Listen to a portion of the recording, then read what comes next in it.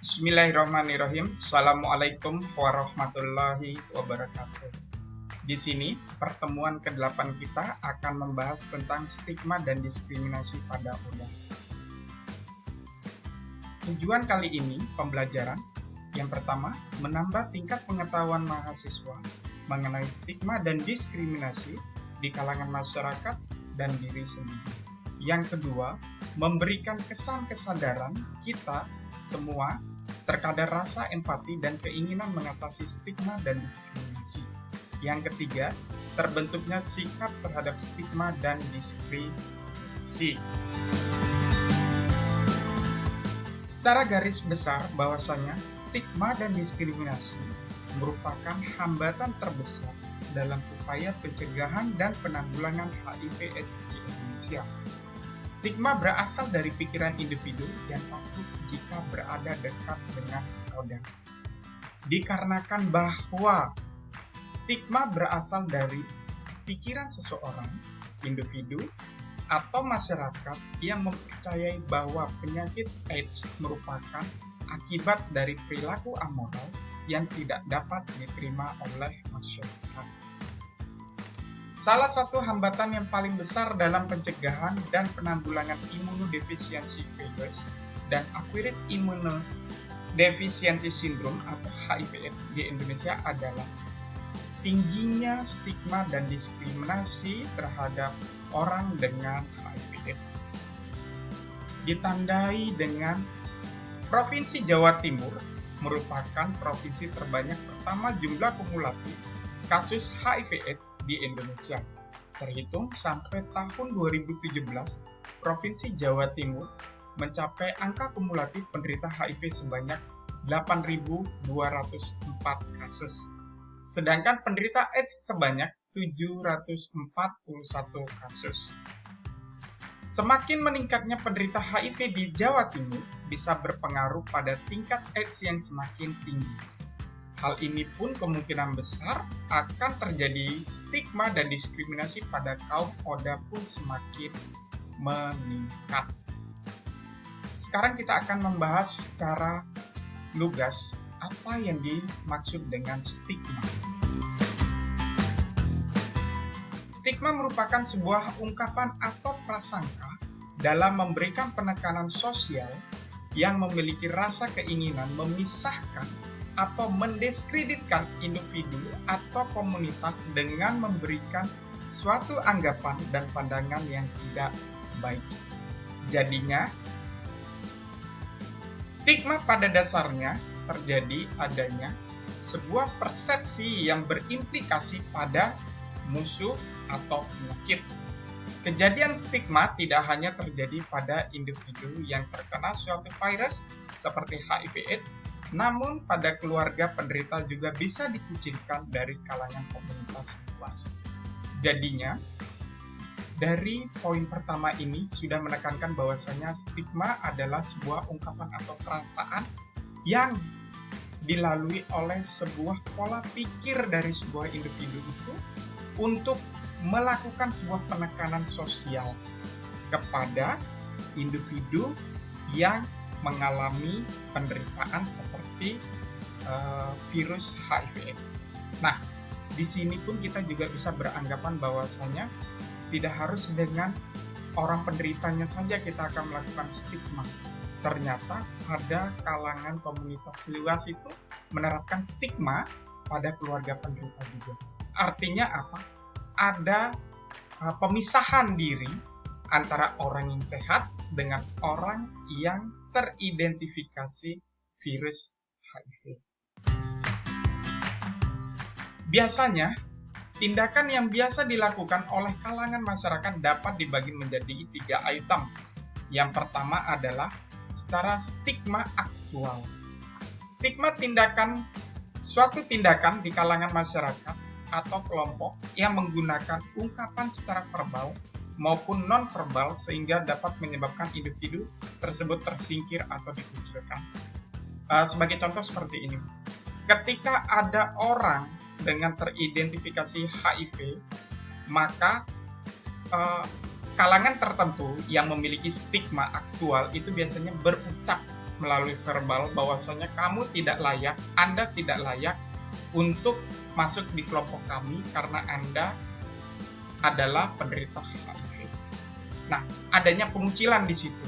Kemudian yang selanjutnya adalah stigma potensial, yaitu suatu tindakan yang terjadi adanya perasaan yang tidak nyaman dengan berbagai tanda-tanda kemungkinan yang membenarkan suatu pemikiran sehingga mengambil tindakan untuk menghindari atau akses pelayanan kesehatan agar tidak terjadi diskriminasi.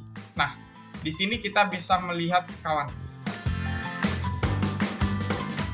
teman-teman, di sini kita bisa melihat bahwasanya sebuah stigma potensial itu terjadi akibat adanya sebuah perasaan yang tidak nyaman dengan tanda-tanda kemungkinan. Nah, kemungkinan yang membenarkan suatu pemikiran.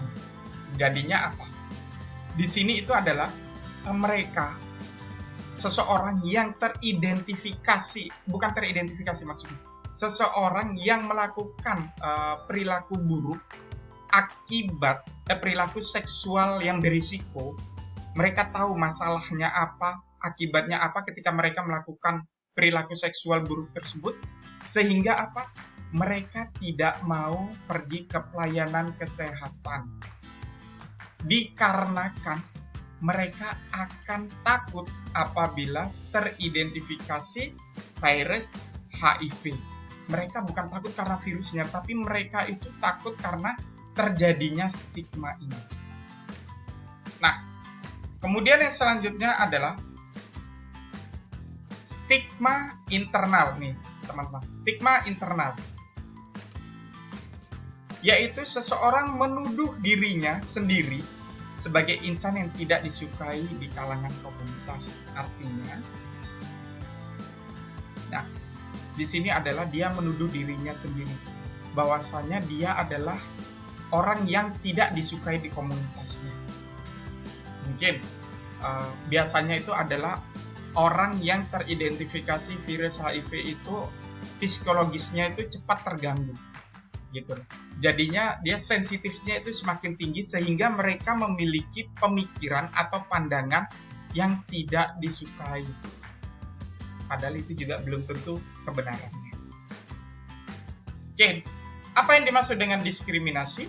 Diskriminasi adalah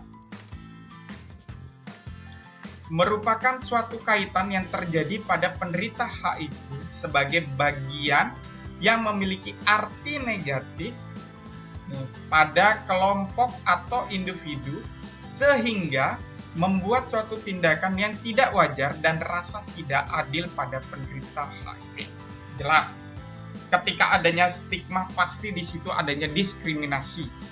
Kita banyak sekali melihat diskriminasi. Salah satu contohnya adalah penderita virus HIV dikeluarkan dari tempat pekerjaannya. Ada banyak bahkan contoh-contohnya di lingkungan saya. Faktor pencetus terjadinya stigma. Yang pertama itu adalah sebuah pengetahuan. Nah, di sini teman-teman.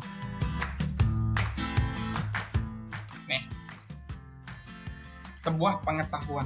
Kenapa pengetahuan bisa menyebabkan terjadinya stigma? Di sini bisa saya jelaskan bahwasanya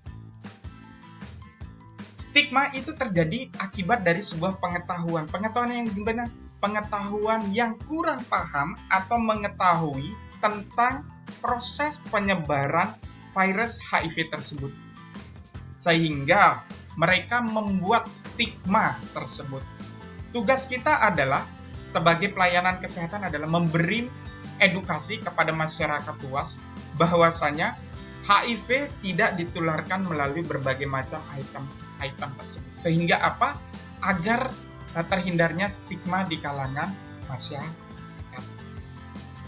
Yang selanjutnya adalah persepsi. Nah, ini adalah sebuah anggapan suatu pemikiran terhadap individu yang memiliki perbedaan, biasanya ditimbulkan dengan suatu penyakit menular sehingga dapat mempengaruhi sikap terhadap orang tersebut yang berujung pada proses intimidasi kepada individu. Yang ketiga, tingkat pendidikan. Akibat dari rendahnya pendidikan di suatu komunitas sehingga dapat mempengaruhi pengetahuan yang bisa menyebabkan stigma yang berujung pada diskriminasi. Dengan pengetahuan dan pendidikan yang rendah, stigma dan diskriminasi pada Oda masih banyak terjadi di kalangan masyarakat, disebabkan oleh tingkat pendidikan yang rendah. Yang keempat, faktor usia atau umur. Bagian ini adalah bagian yang terpenting dari penata laksanaan dalam bersikap terhadap suatu keadaan yang terjadi dalam hal dikaitkan dengan semakin tingginya usia seseorang diharapkan memiliki sikap yang semakin baik. Ini berkaitan dengan sikap. Yang kelima, pelatihan. Nah, diharapkan apa teman-teman? Adanya pelatihan dan penyuluhan yang sesuai dengan teoritis diharapkan dapat memberikan hasil yang positif.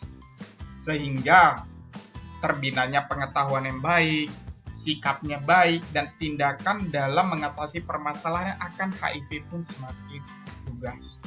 Yang keenam adalah dukungan institusi dan institusi kesehatan. Pada institusi kesehatan. Ini sangat jelas ya teman-teman bahwasanya kita sebagai pelayanan kesehatan itu harus mendukung bagaimana caranya tidak terjadinya stigma. Apa sih sebenarnya stigma itu dan penyebab dari HIV itu seperti apa?